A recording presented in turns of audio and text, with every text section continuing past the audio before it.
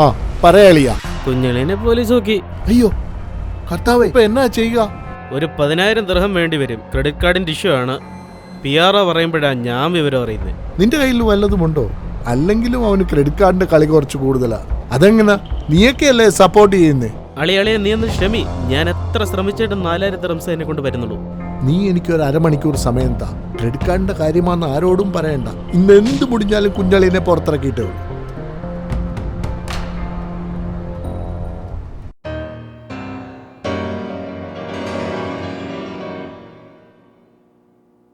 അളിയ, നമുക്ക് ആ ബൗളിംഗ് സെന്റർ വരെ ഒന്ന് പോയാലോ? എന്റെ വിസ കാർഡിന് 50% ഓഫ് ഉണ്ടായിരുന്നു. നിന്റെ ഈ കാർഡും കൊണ്ടുള്ള കളി അത്ര നല്ലതല്ല കേട്ടോ. എടാ, ഈ ബൗളിംഗ് സെന്റർ എന്നൊക്കെ പറഞ്ഞാൽ കാശുള്ളവന്മാർക്ക് വേണ്ടിയുള്ള കളിയാ, അല്ല നമുക്കൊന്നും പറഞ്ഞിട്ടുള്ള കാര്യമില്ല. ലൈഫ് ഒന്നല്ലേ ഉള്ളൂ, കുറച്ച് എൻജോയ്മെന്റ് ഒക്കെ വേണ്ടേ ജീവിതം ആവുമ്പോ?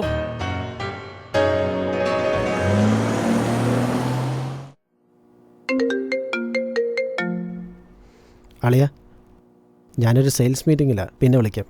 ഡേ, നീ തമാശ കളിക്കല്ലേ. കുഞ്ഞളയും ജോജി അകത്താണ്. 10,000 ദിർഹംസ് വേണം. ഞാൻ ഒരു 14,000 രൂപ അറേഞ്ച് ചെയ്തിട്ടുണ്ട്. അമിതും നോക്കുന്നുണ്ട്. നീ എന്തെങ്കിലും ചെയ്തേ പറ്റൂ. അയ്യോ, ഞാൻ നോക്കാം അളിയ. നാട്ടിലേക്കാൻ വെച്ച ഒരു 2,000 ദിർഹംസ് ഇരിപ്പുണ്ട്.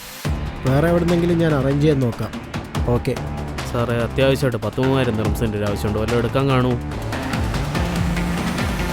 ഞാനൊരു 2,000 രൂപ തരാം. എങ്ങനെയുണ്ടാ ജയിലൊക്കെ? കൊള്ളോ? ഒന്നും പറയണ്ട, എല്ലാരും അറിഞ്ഞോടെ. ആരും അറിഞ്ഞില്ല. നീ ഇങ്ങ് വന്നാ മതി. വരുന്നുണ്ടല്ലോ. ആ വന്നാ.